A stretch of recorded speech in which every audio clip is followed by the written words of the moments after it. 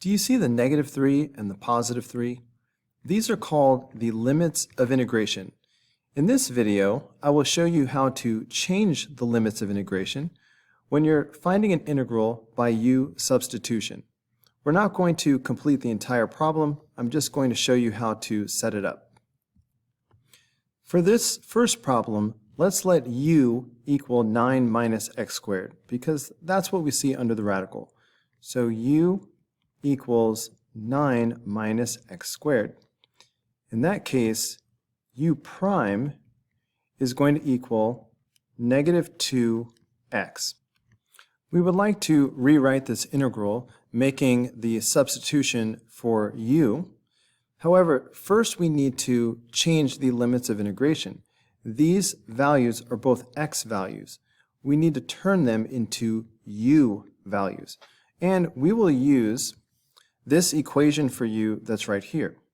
So let's evaluate and find the value of u at -3. So I'm going to say u at -3 equals, and that will be 9 minus -3 squared. So this will turn the x value of -3 into a value of u. But -3 squared is 9, so we really have 9 minus 9, which is 0. So the new lower limit of integration will be 0. Let's do the same thing for +3. So let's do u at +3. Well, guess what? That is also equal to 9 minus 3 squared. So that's still 9 minus 9, which is still 0. So the lower and upper limit of integration will be 0 once we turn the x's into u's. Now we can go on with the substitution. So we still have the x for now, but we will replace 9 minus x squared with u. So now we have the square root of u. We will replace dx with du divided by u prime. U prime is -2x, so we will do du over -2x. Notice that the x in the denominator will cancel out this x, so those are gone now. We still have this -2 in the denominator. So I'm going to pull this out into the front, but because it is in the denominator, I will write it as -1/2. And the limits of integration go here, so 0 and 0. So we have set the problem up. Let's do something similar for this problem. We can see that the u is 2x, so let's write that down. U is 2x. That means that u prime is going to equal 2. Let's change these x values into u values. So I need to do u at pi/4. But that will be 2 times pi/4. But that simplifies to pi/2. So this is my new lower limit of integration. All right, so I have my pi/2 right here. How about the upper limit of integration? Let's turn this x into a u by substituting pi for x. So I have 2x, so that becomes 2 pi. And really that's it. So the upper limit of integration will become 2 pi. Let's go ahead and do the u substitution. So I have sine u, and then instead of dx, I will write du divided by u prime, which is 2. Because this 2 is in the denominator, I will pull it out to the front as a 1/2. And then we have the limits of integration that we discussed before. So pi/2 goes here, and 2 pi goes here. So that's how you set it up. Let's do a couple more. This time we can see that the u value is tangent. See where the u is? We have u squared and we have tangent squared. So let's write u equals tangent x. That means that u prime will be the derivative of tangent, which is secant squared x. All right, let's change the limits of integration.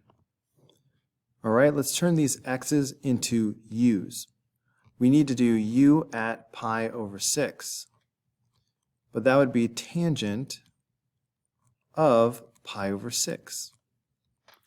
We have memorized that tangent of pi over 6 is 1 over radical 3. So that's my new lower limit of integration.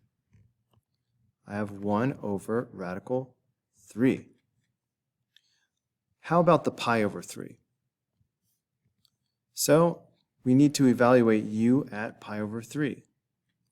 But that is the tangent of pi over 3. And we have memorized that the tangent of pi over 3 is radical 3.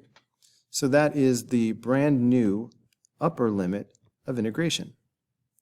Let's do the rest of the u substitution. In the denominator, tangent squared becomes u squared. For now, we still have secant squared x in the numerator.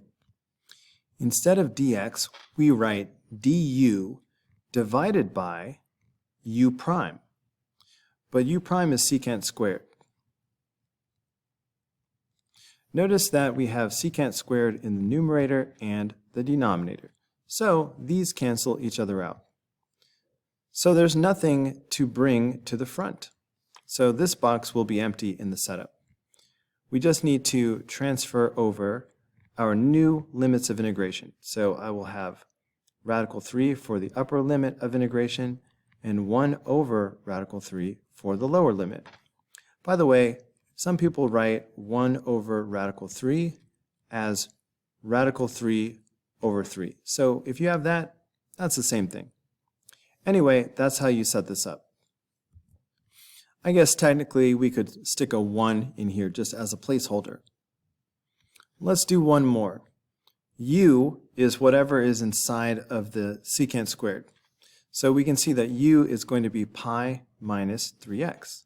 So let's write that down. U equals pi minus 3x. That means u prime is going to equal negative 3. Let's change these x's into values of u. We need to evaluate u at 0 for the lower limit.